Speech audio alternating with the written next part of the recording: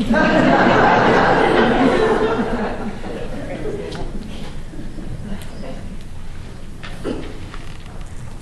we're going to move away from Samuel because I've heard from several people that were tired of talking about David and Bathsheba.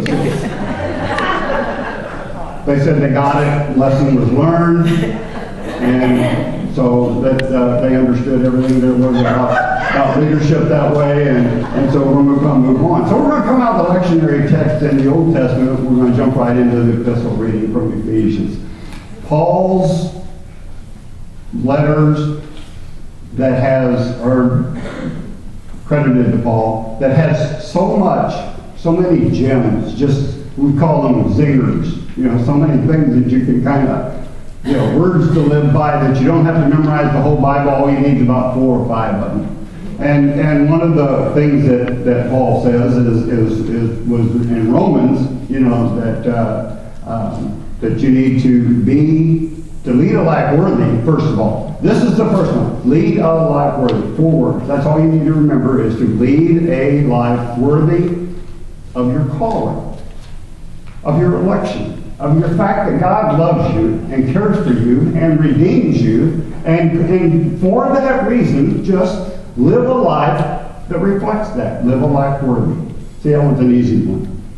And then the second thing he tells us is to be transformed by the renewing of your mind.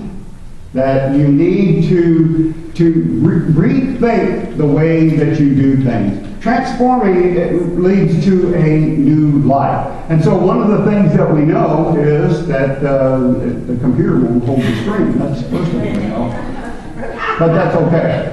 One of the things we know is that this renewing of the mind that Paul speaks about requires conscious thought. We have to choose to do this. This renewing of the mind is what the word is, transform. Be transformed. Yeah, if that's going to cause us a lot of grief, we'll just, whatever, it doesn't matter. Okay, so we need to be transformed. And the way that the word for transformation in the Greek is one that you were taught in 7th grade science. It means metamorphosis. It means to change, to undergo a transformation so that what you end up with is not what you started with. And at this point, there was a 2-minute clip about a monarch butterfly that you were supposed to see. I was going to take you back to your 8th grade science class and walk. There we go. Well, maybe, I don't know. We got bad mole-leads in here this morning or something, but that's okay. We'll give it a try. Is it going to work, Eve? If not, that's it. No, it's not going to hold. Don't worry about it. Just go to a black screen if you don't mind.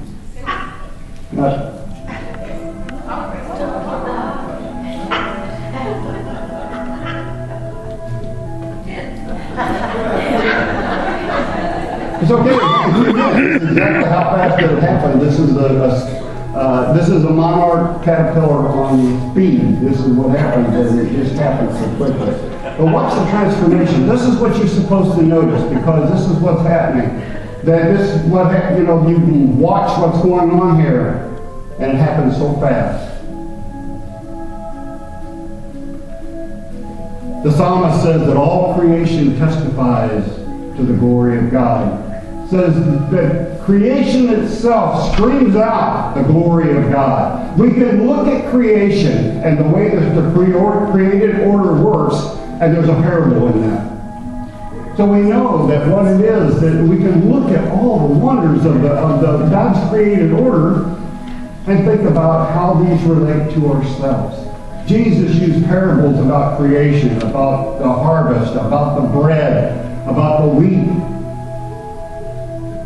about weeds, about the mountains, about mustard seeds, about all the things in creation. This is how it's taught. So we look at this, and Paul's saying, be transformed, be changed, be renewed. I watched several clips, Do you know that when that butterfly gets done, that it actually has a substance and it has to pump into the wings, into the veins of the wings before it can fly? Creation. Creation itself testifies to the glory of God. So what does this have to do with the Ephesians text today? That when we live a life worthy, what's that got to do with a butterfly? If we listen very carefully to the words of Paul, then we might get an understanding. That Paul's saying that first of all, that there is a duality about what happens when you decide, when you make a conscious effort that you are going to be transformed, that you are going to allow yourself to be renewed, that there is an old way and there is a new way. And the old way that we deal with things is not to be confused with that which we do now. And so we start to read the text and he talks about, virtues and vice. It's handled differently. The old way handles virtue and vice separately than what the new way. Darkness and light. The old way is walking in darkness and the new way is walking in the light. Anger, speech, all those things that Paul is talking about in this that may be different now that you are no longer a caterpillar and you act more like a butterfly. Let me think about that. This whole idea. We recognize just how close we are in our transformation. Be renewed. Renew your mind so that you can be transformed. And if you don't do this, then you won't ever be transformed. You will always be a caterpillar. You will never be a butterfly. And what we know about this, and see, this is what took me so long this week to write this sermon, is because I went on the web, on YouTube, and started looking at extreme makeovers. You can get caught up in that stuff, and I did, and I thought, well, don't use a butterfly. Use somebody that lost 600 pounds and now looks like Arnold Schwarzenegger. An extreme makeover. But I didn't want to do that, and because it sends the wrong message to us. That no matter what he does, he always looks the same. And that may be a good thing, because we don't really change our appearance, we don't change our figure so much, but we change totally the way we go about our business. And this is what we need to hear this morning. That we start looking at our radical transformation and how this applies to us. We recognize that Paul's saying that this transformation it requires that you do one thing, and we talked about this before. Choice. Light, dark, virtue, vice, anger, how we're going to deal with it, speech, how we're going to deal with it. Every decision you make when you get out of bed in the morning should be looked at through a renewed lens, through a lens that is now a butterfly, that you don't look through the caterpillar lens anymore, because you have all accepted Christ, and now that you are all in the works. You are all creatures that are undergoing change.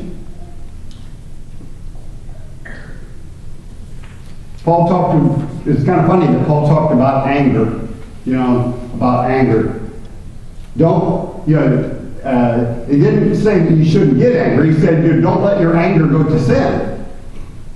And that's a good advice for us right now. As we start looking about the way that we go through our world, how we negotiate with our friends, there was two things that he talked about that both of them hinge on the way that you go through the day. Your speech and the way that you deal with anger. Can you speak to each other in truth? Can you tell each other the truth about the way that you feel about them? Not as easy as it sounds. How about this? Can you answer in truth? How are you doing today? How are you doing today? Good? Were you not good? Where's the truth in that? I'm hurting. I'm hurting. Do you want to hear that? You might answer in truth? Well, sure. No, not really. I was kind of busy. I didn't think you were going to say that. Speech.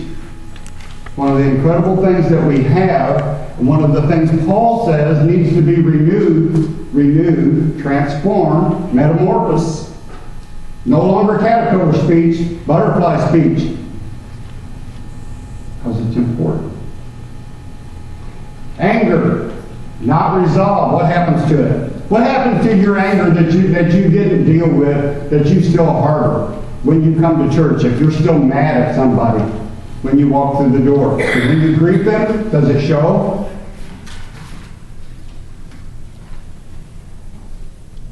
You bet it does. People know. I served a church in Frankfort, Illinois before I came here. And Frankfort was a very small church, and in Illinois, Methodist churches sit on every corner. That you could stand at Frankfort Church, and if you went 5 miles in almost any direction, you would get to another Methodist church. That's the way they were set up back then. There were so many people that that they all needed a church, and none of them, because of transportation, was going to go more than 2.5 miles, and that's how close they were. Within 5 minutes, I could be in any number of the 7 churches in my cluster and meet with the pastor. And if we headed towards each other, we'd probably pass each other before the cars got up to speed. But what I want to tell you about that is there was 2 churches in particular, Frankfort and Mokina. And I had Frankfort, and a guy by the name of Dave had Mokina. And because both of them were so small, both of them dealing with building issues, they were old. Our church was, real old. That's mine, that Frankfort church. But it was real old. Mokina Church was as old, but their building was a lot worse off than ours was. And so the district superintendent said, why don't you guys get together and see about merging churches? I thought, well, that sounds like a good idea. Because we're both dealing with terrible buildings, we're both dealing with small congregations. Neither one of us have any debt, though, because, this church is 158 years old. That building's been paid for many, many years. It can't do anything because the parking lots fall apart, because the building doesn't have air conditioning, it doesn't have this, it doesn't have that, but it's a great place and it's debt-free. Let's merge these churches. Do you know that about 6 years before I got there, that those 2 churches got in a fight over sausages?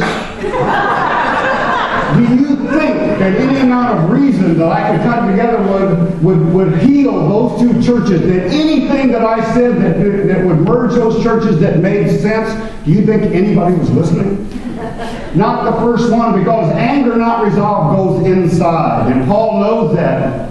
Don't let your anger turn to sin. They wouldn't have merged churches if that was the greatest idea that anybody had.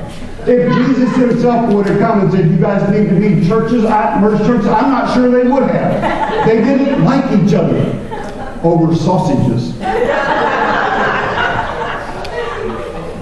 Yes, think about it. Think about it. Is that transformed? Is that being renewed through the renewing of your mind? Is that dealing with your anger? Is that speaking to each other in truth? Why didn't they resolve this issue before?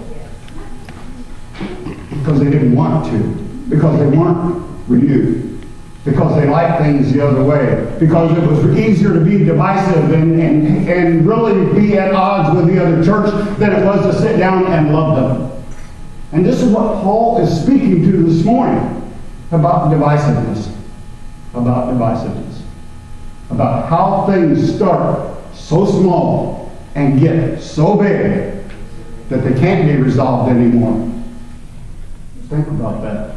And then think about our church. Think about our lives. Do you realize and remember that we never thought, our generation, not the young kids, we never thought that we would ever get to where our world was as divided as it is right now. We fought a big war so that this wouldn't happen. You remember? We sent the greatest generation off to war so that they would fight, so that we'd never have these divisions again, so that that which was the enemy and that which was evil and all that would be put to rest, and people would share their resources and love each other and live in harmony. And where are we today? We're not any closer, I can tell you that. And it goes from the world to our nation, to our communities, to our denominations, to our churches, to our congregations, who can't decide right now whether it'd be better to divide and go our separate ways, rather than to sit down with each other and let's address the issues in Christian love. And Paul's saying that's what the problem is, because you haven't renewed your mind. You haven't listened to what I've been saying. And what did he say at the end? Be imitators of God. Be imitators of God. And what we want to do, we want to be imitators of God, all right. We want to pour out Sodom and Gomorrah wrath on everybody to finish the statement. Because God forgave the world through Christ. Through Christian love. He loved us and gave himself up for us as an offering for us, sacrificed to God. Now that's renewing your mind. And that's where we need to be. I'm going to make the Lutherans happy this morning because I got a quote from Martin Luther here today. Because it's important. And it's important that we grasp it. It has to do with imitating. It has to do with this renewing of the mind. It has to do with being transformed. You notice that caterpillar didn't go from boom to boom. It took time. Preparations had to be made. Chemical reactions had to take place. Time had to pass. Processes had to be put into place. I told you about the wings that had to be inflated at the end before it could fly. Martin Luther says, this life, therefore, is not godliness, but it's the process of becoming godly. It's not health, but it's getting healthy. It's not being, but becoming. It's not rest, but exercise. We are now, not now what we shall be, but we are on the way. The process is not yet finished, but it is actively going on. This is not the goal, but it is the right road. At present, everything does not gleam and sparkle, but everything is being cleansed. And the difficulty is that our caterpillar life seems to always be that obstacle, that bump in the road, that we seem to want to go back to that caterpillar life where its whole thing in life was devour and eat, because that's what it needed to do. And we tend to be a little bit like that we just want to take rather than give. The life of vice may be a little easier than the life of virtue. Sometimes it's easier to stand in the shadows and darkness than it is to stand out in the light and say, here I am. We're taking a lot of what you're hearing this morning, both from the book of Ephesians and from Reuben Job's book, Three Simple Rules. John Wesley understood these rules when he established the classes in the United Societies that he put together. And he realized that these people were coming to them, what do I need to avoid the wrath of that which is to come? And he said, you know, what we need to do is get together and somehow to hold each other up, to be transformed, to change. And so John decided, he wrote down the 3 rules that ended up being our articles, our general rules of our church. Do no harm, do good, stay in love with God. Do no harm, do good, stay in love with God. They're not hard until you try to practice them. And how does do no harm fit into us when we're mad at somebody and our speech? And how do we put do no harm into the divisiveness of the church? And how do we put do no harm into relationships that we really don't even want to be a part of? And how do we put in do good when we don't feel like doing good? When somebody has stood in our way, gotten in our way as I was moving forward, and then I got to deal with you. 3 simple rules that we're going to talk about over the next 3 weeks. We're going to pick them apart one at a time. In the preface to Reuben Job's book, he says this: the division, partisanship, and sharp criticism not only of positions but also of persons have not strengthened denominations, communities, congregations, families, or individuals. The louder our voices and the more strident our rhetoric, the weaker and more wounded we ourselves become. Our witness to the redeeming love of God loses its authority. Our witness has no impact. It has no basis. It has no authority. And it loses its authenticity and power as our unwillingness to be reconciled continues. When we don't want to make up, when we don't want to share and speak truth, and when we don't want to not be angry, then our witness as Christians goes right down the toilet. Those hard words. Those tough words. But over the next few weeks, as we study this Ephesians text and we see what it means to be transformed by the renewing of our minds, we don't think the way we did. If we're still thinking the way that we did when we were first baptized and first converted, then our journey hasn't taken us very far. Our spiritual journey hasn't left the dock. We need to move, be transformed. It's a process. It's life. It's changing. It's ever more moving forward.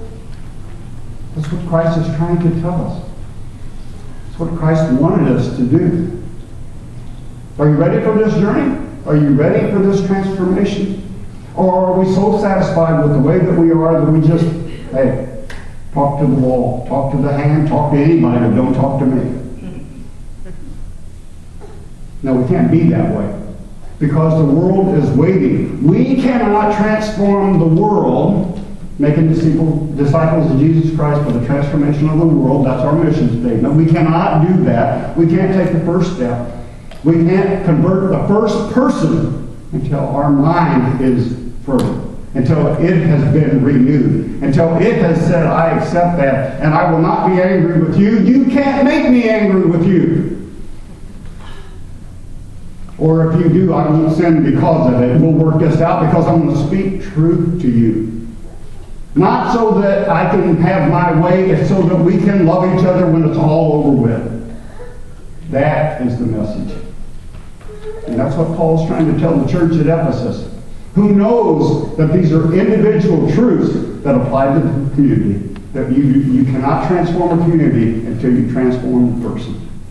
So as we start this next series on doing good, doing no harm, and staying in love with God, we'll see how each one of those applies to the walk that we're walking right now, and to our everyday lives, to the way we go to school, to our friends, to the way we deal with relationships, to the way that we deal with each other, and every circumstance of life that tends to get in the way between us and God, because this life is just a process to get us where we need to be. Thanks be to God.